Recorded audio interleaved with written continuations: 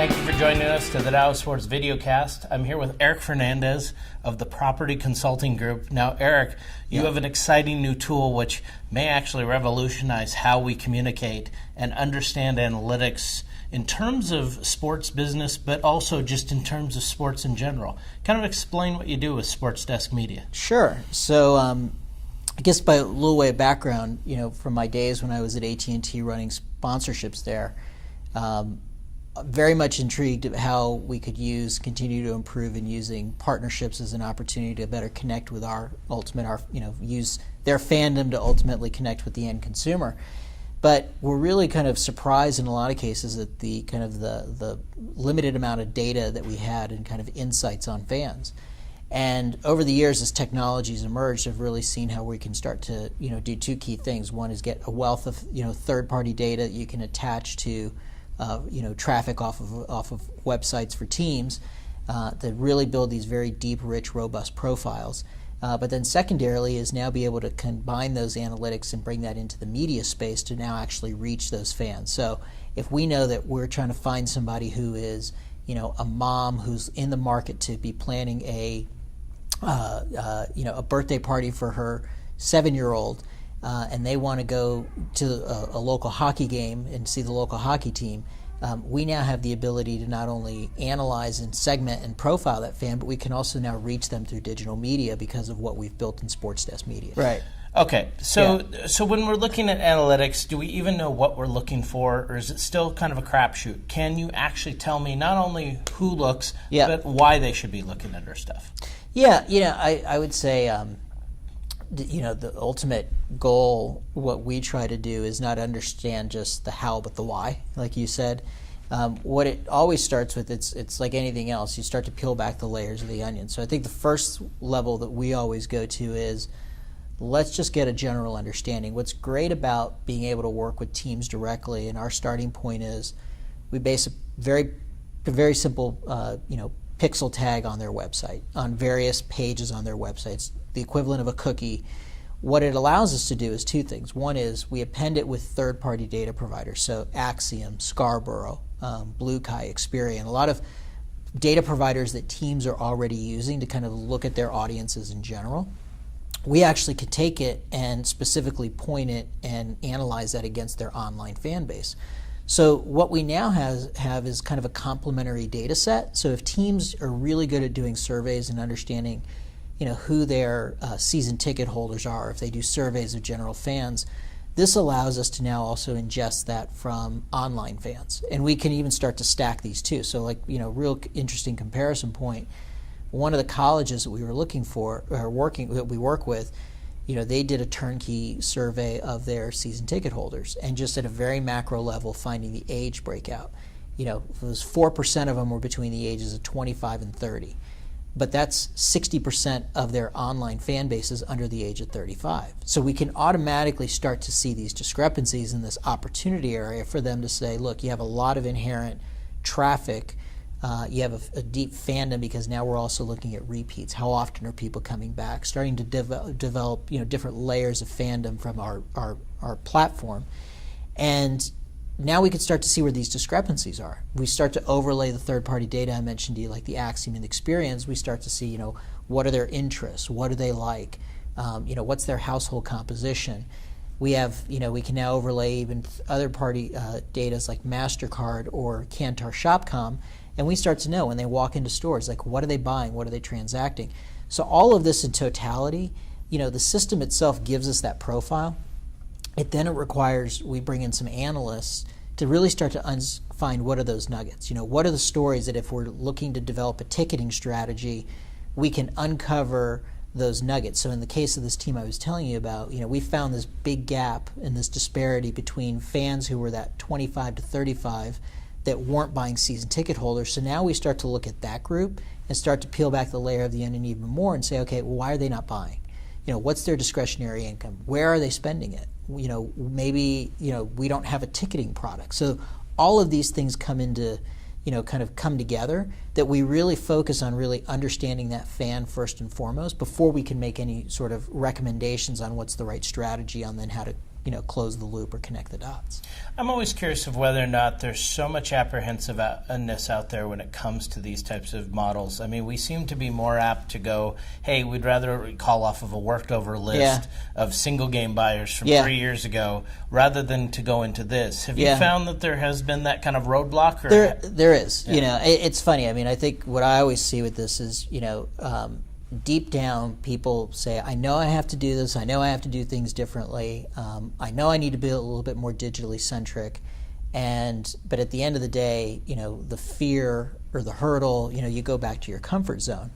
And, I think ultimately where our jobs is not just about, kind of understanding the data and the analytics, but it's about really kind of making it easy and simple for the teams to digest. And that's really something that we've really learned in the last 12 months with our business model. Is it's really not about the tech. It's really about, we're sports marketers first and foremost, and we understand what the guy on the other side of the table is going through because we've been through that. But now our job is to say, look, we can make tech simple for you. So terms like big data, which are just these big marketing buzzwords that don't really mean anything, we actually can say, look, fan data is big data. It's about taking that and making it into, and pulling out what's relevant and most meaningful to you into an insight, but then saying, here's how you can take action off that insight. So if we say, here's a gap in your ticketing product you can fix, or here's an audience fan segment that you haven't really been able to reach with a product, but you now have a product that you can reach them, and doing a better job of then getting into that cadence of how do we communicate with them. We had a good conversation earlier, and you mentioned, I always thought it's funny where teams go out and they want to blast season ticket holders, or they want to blast and sell season tickets. And it's like basically going on a first date and asking a girl to marry you, which I think you may have done. Yeah. So, okay, at a conference. Yeah. And it's she a great said no. It's a great analogy though, because most people don't necessarily, if they've never been, you can't sell them on a season ticket, or if they haven't been in a while.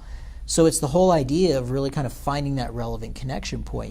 We work with a college team and had helped them significantly on the football side, that we actually worked ourselves out of a job, which was a good thing. But now they've turned our attention to basketball.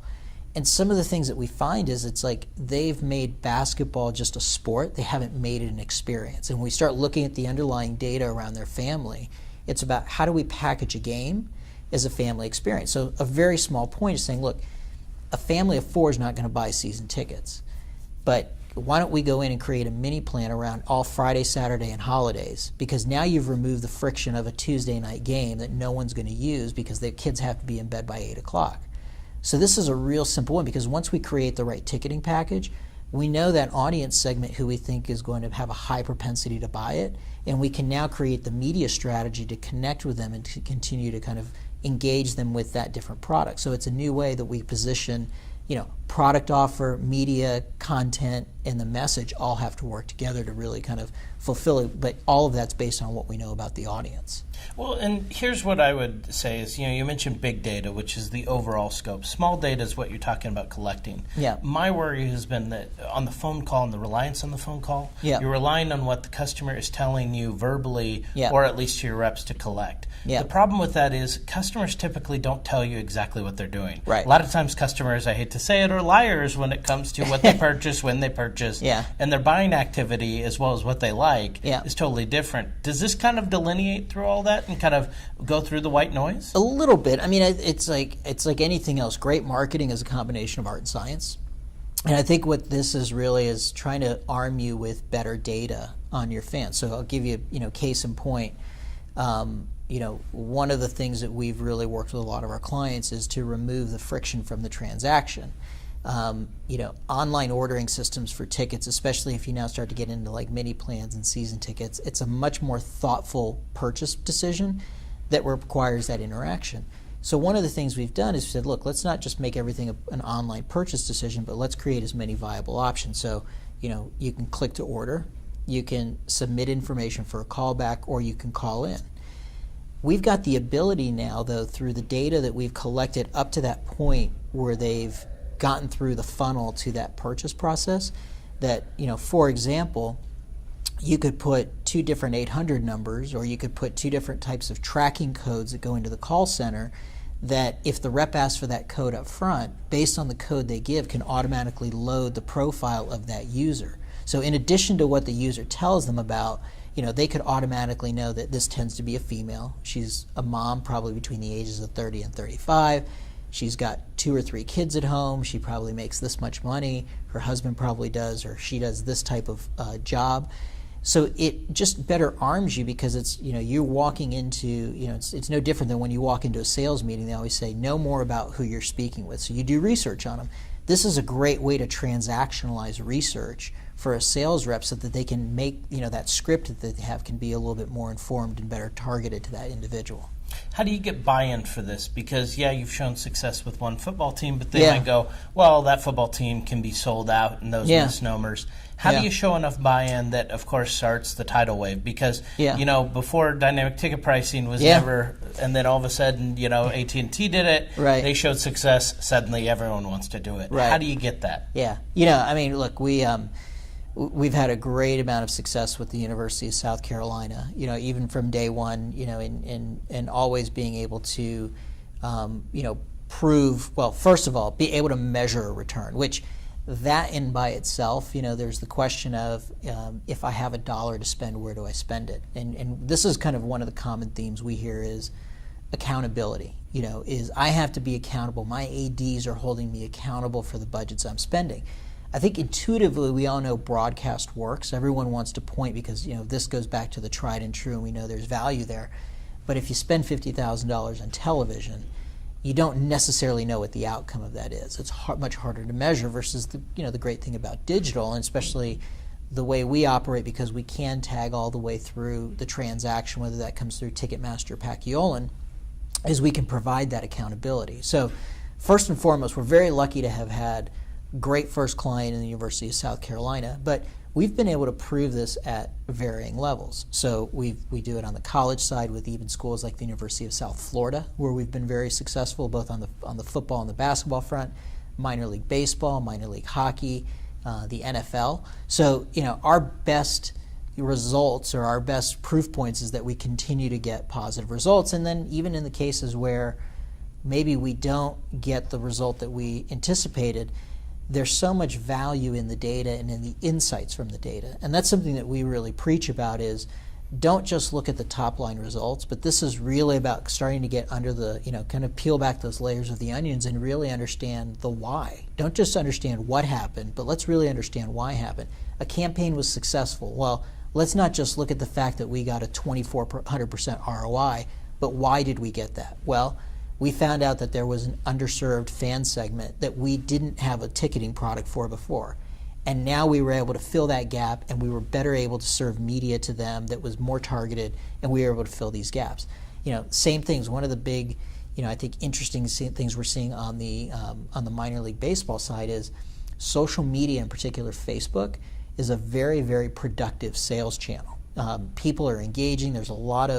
They think there's a lot of kind of intuitive reasons why you could see that working in the minor league baseball space.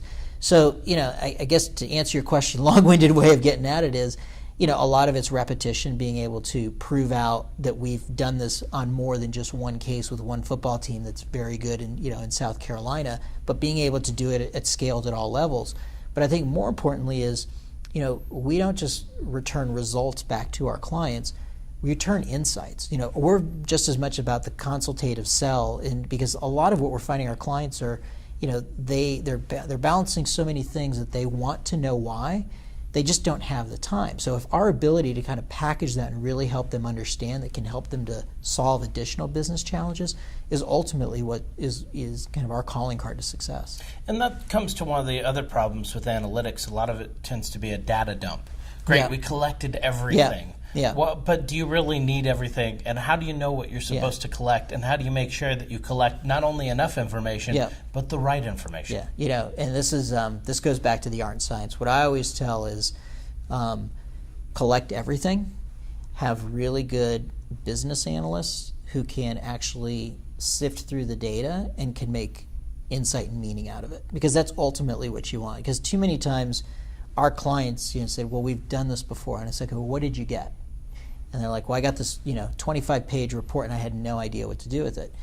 So we actually take that and we really take that to heart. So our platform itself, I could go online, I could show you right now, I could pull for any client over 95 different variables.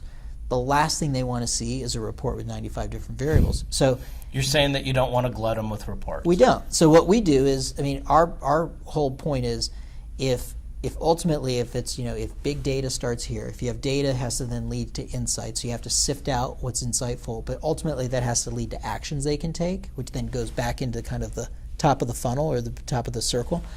Is we have to do those bottom two pieces. So we have to go through the data, identify the insights, and then make the recommendations on the actions. What we find is, if you go to clients and you just say, well, here's what we see, here's the profile of your fan, that's fine, they're happy.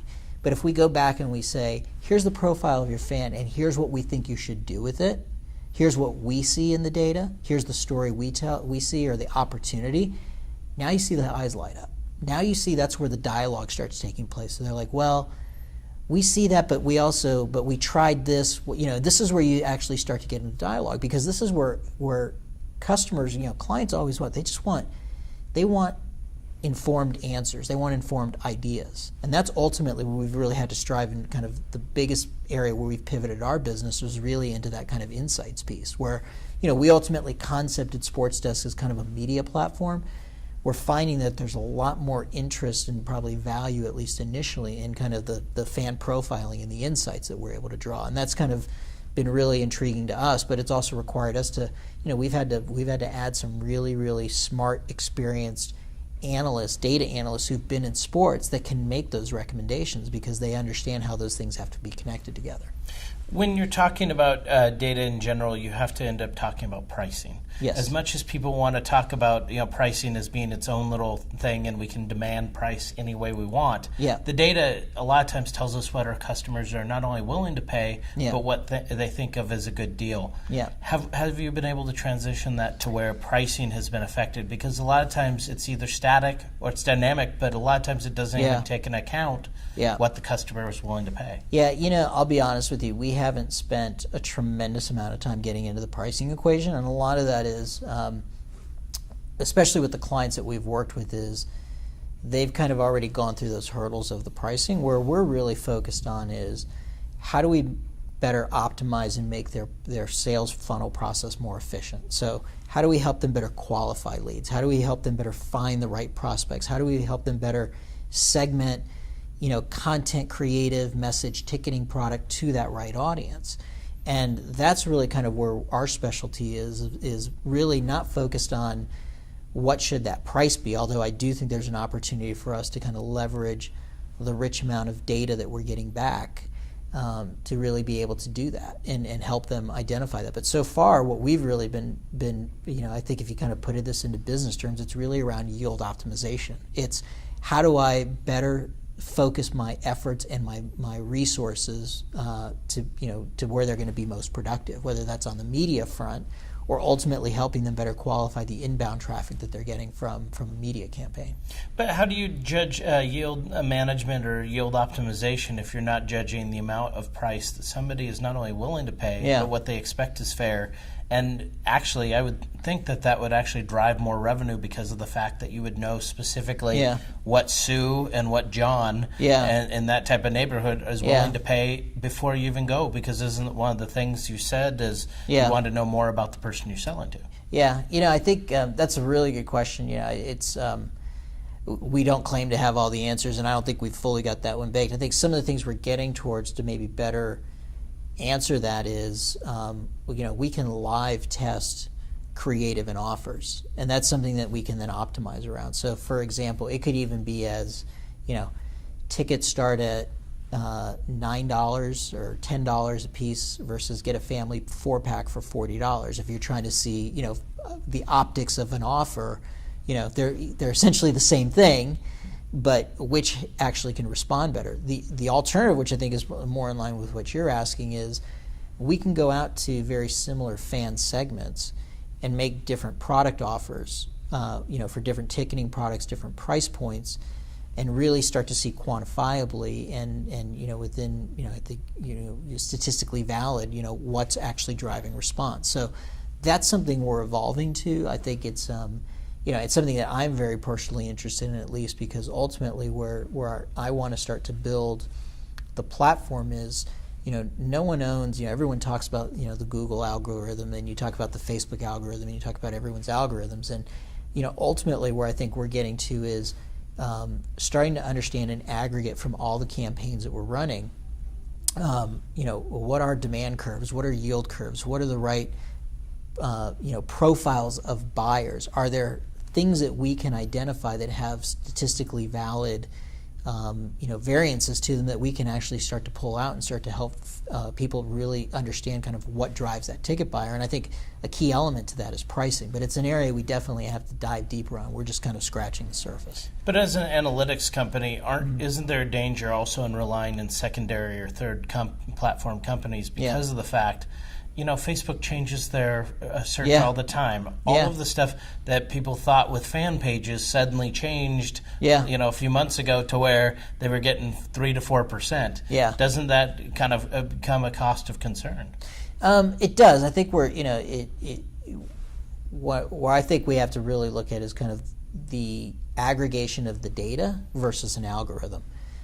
The aggregation of the data has to go into inputs where you have people who are much smarter than me can analyze it to really pull out those key variables. So ultimately where we want to be able to get to is to say, can we start to look at these campaigns in aggregate to really define, are there certain variables or certain user traits that we can pull out that indicate people have a higher propensity to buy a season ticket versus a single game versus a mini plan? Something that we can ultimately apply into an algorithm that helps us better find people who have those tendencies. Because this goes back to, if someone's out there pushing media, whether it's broadcast or digital, if we can go, instead of, spending for 1,000 impressions, get the equivalent of remove the waste of, 30 to 40% of that, that's ultimately what we're striving to do. And that's kind of how we put all these different variables together and how we create that view.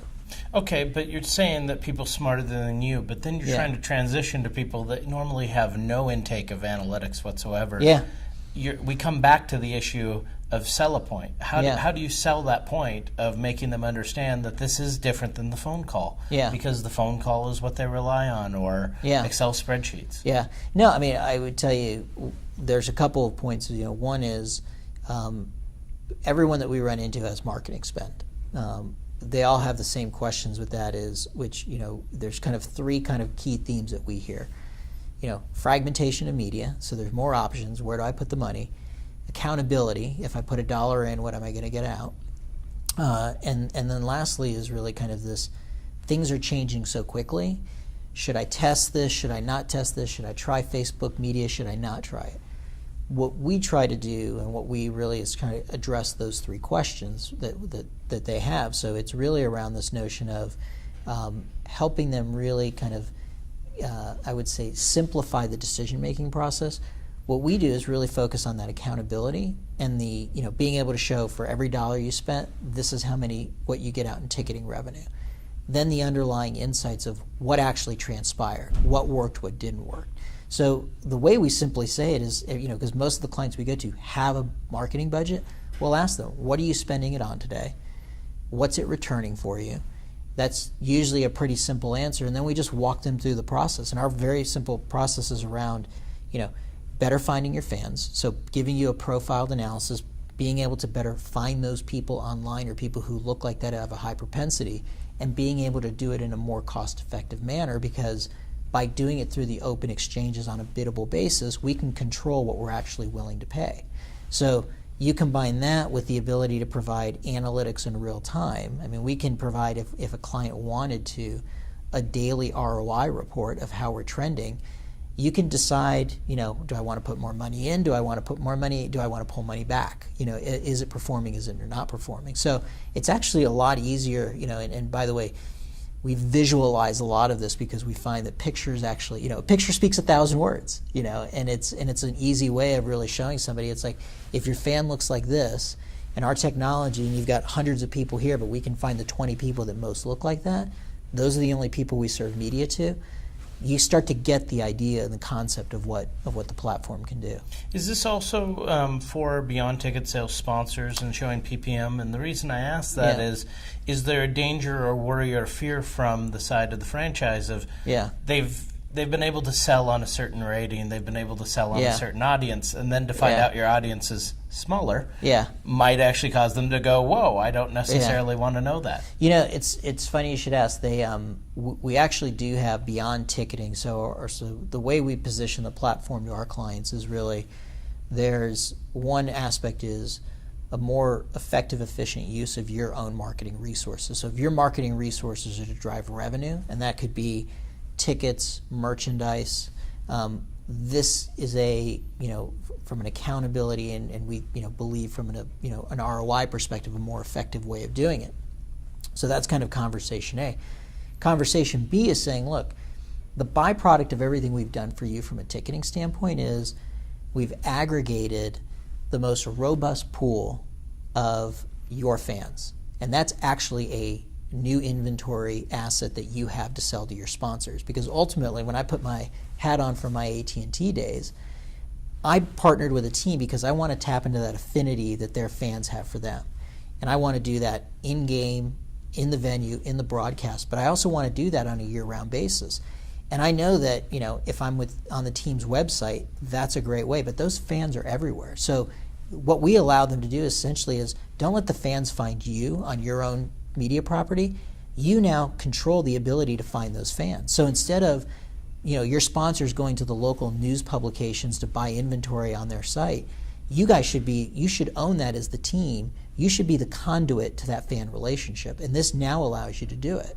And that's a new conversation, and we're now starting to get some traction with that. We work very closely with the Cleveland Browns, for example, who are we've created with them created an asset called the Cleveland Browns Fan Network, and that's something that they're taking to existing sponsors as a new activation opportunity to tap into those discretionary activation dollars.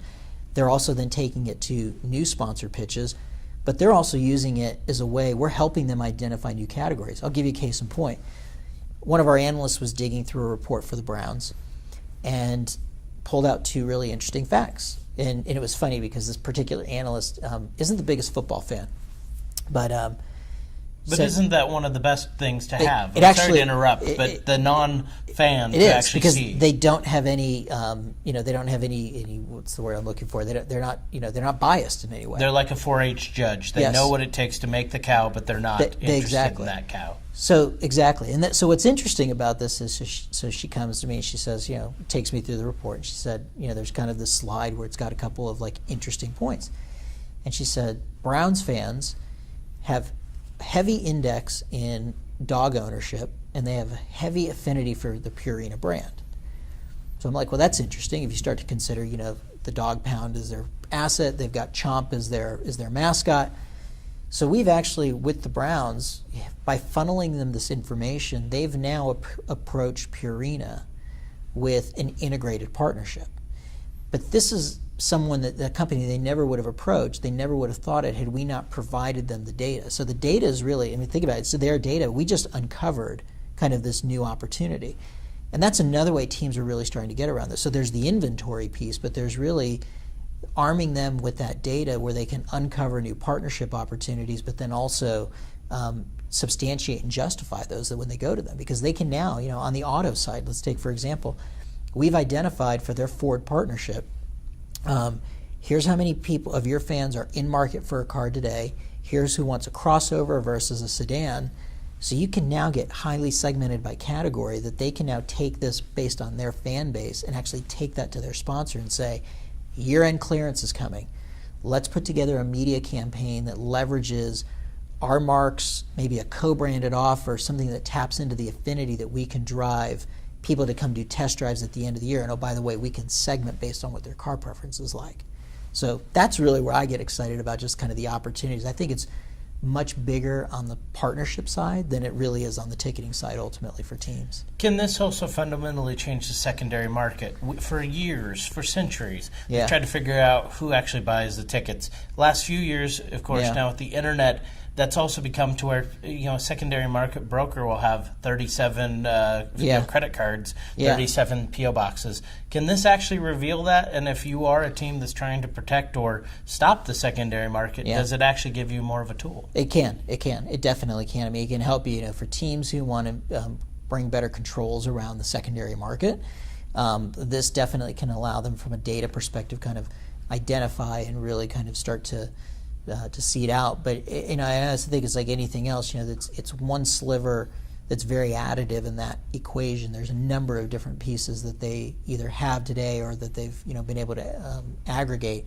But it's continuing to really kind of add that to the overall. That's a much tougher question to answer. But I think we'll never be able to answer it wholly. But I definitely think we can be additive to that conversation. Okay, but if you do reveal all these people, does it actually help the secondary market in the sense of how it's run through a team, or does it become more of a problem because now you know who you're selling to, and if you have a lot of brokers that have been buying your tickets, how do you get rid of them? Yeah, well, no, it definitely does. I think what's interesting is most teams, let's talk about search for a minute. So let's kind of move off the Sports Desk platform, and this is most teams give away their secondary market audience. So if you go into, I won't name the team, there's an NBA team who we did a consulting project for around digital, and it was interesting that of their marketing spend, about 5% of it was in the digital space, which exactly. That seems almost the antithesis. I mean, does print really work as much as it used to? I think we all know the answer to that. So I wouldn't want to, I think every medium has their place. It's all around understanding your fan base and what media they're consuming, and making sure that your fan base, what's reflective of your fan base is reflective of your media mix. In this case, there was a big disparity. What's interesting in that is we went through this exercise with them where we said, you typically think of media in the form of demand generation. You're out there stimulating demand. You don't think of media in the sense of demand capture, which is search. When you think of affiliate marketing, those are all great demand capture mediums. And we pointed out to them that people were things to do in the city or looking for tickets for this team. This team was coming up 4th or 5th in organic search, but all the paid boxes were from third-party ticket brokers. So we're now saying, look, if you're trying to now run a secondary market essentially for your season ticket holders, you've got to be more aggressive in not just the stimulation of demand, but in capturing inherent demand that exists out there. Because not only do you have inventory for a lot of games that may be C and D rated that people are looking for, but there's all these different ancillary ways that people are looking for things to do, especially if this is a tourist market, that you need to be more aggressive in not just trying to stimulate demand, but capture demand that's out there. And I think that's the biggest issue we've seen on the secondary markets, is teams have now, it's like they flipped on a switch. Okay, we have a secondary offering. You can now put if you're a season ticket holder, you can put it on this platform and we'll market it. Well, that's great, but you have to be able to go toe-to-toe with the secondary market, the StubHubs of the world, and really say, we're going to really try to drive that traffic to our platform and not theirs, because there's a lot of inherent benefit to them, not just from the financial aspect, but also really even understanding who's visiting, what's the profile of that user, how often are they coming back, can they now potentially be a buyer, does that now make my prospect list for now when I go to sell mini plans or season tickets? And no one's looking at it. It's very transactional. It's that light switch. They're just trying to flip it on and off. I got this done, I'm ready to go. Isn't that one of the problems then, the lesson we learned collectively from like the Chicago Blackhawks for years would not even try television? They said, oh, it's going to hurt our gate. The second they try television, suddenly it helps their gate because people actually see the product. Right. Isn't that where we're going to go with analytics, where you're going to have those people that fight it, and then instantly once it starts converting for them, suddenly it's a genius move. Yeah, no, I definitely think so. I think it's a level of comfort. I mean, this is definitely an industry where you need a consultative sell, and you need to have a crawl, walk, run strategy. You can't just come in and ask somebody to marry you, but you have to come in and you really have to almost prove your point. One of the things that we do, at least with our clients, is we know that ultimately getting them to run media campaigns is 2 or 3 steps down the road for the vast majority of them. You get some that are digitally centric that we can kind of get there rather quickly. But for some, we say, look, let us come in, let us lay down tags, We'll give you an analysis of your fan base, which our analysis, as I mentioned, not just isn't a data dump, but it says, here's what your profile looks like, but here are 2 or 3 things. If I'm sitting in your shoes, this is what I would do with the data. Now they start to get comfortable with it. They start to see it. You start to have the dialogue around the opportunity. It takes very much that crawl, walk, run mentality to really get them there, and that's the tough part, because that runway for some people could be 3 weeks, for others it could be 3 months, for some people maybe 3 years, and that's kind of, everyone's a little bit different, but I think the more you see the marketplace having success with it, and you can make it very simple, easy, and turnkey, you're going to see much more, quicker adoption.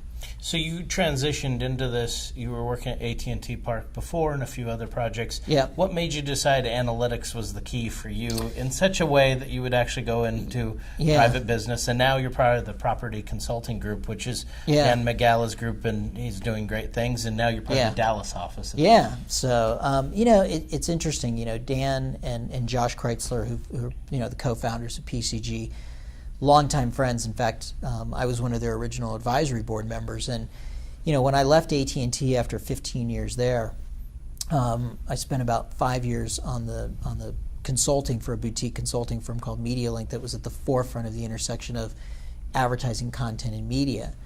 And that's really where we started to concept and come up and formulate what we thought Sports Desk could be. So, I've always been intrigued by analytics from my brand side, because, my perspective was, if marketing is an art and science, the CFO only cares about the science part. They don't care about the art part. And, when you're going in and you're talking about, whether it's, AT&T Stadium where the Cowboys are, which is, reported at $400 million, you can't go to a board of directors, you can't go to a CEO, you can't go to a CFO without some level of analytics. And I've always been really intrigued about the underlying analytics, not just from proving out financially, but also from the power of what it can allow, especially as marketing and just life's become more digitized and technology based. So I guess I really stumbled into it. I mean, when we concepted Sports Desk Media, we really thought it was a media opportunity, and what we're finding out is the data management and the data insights is equally as important to the media, and I think rightfully so. I think we kind of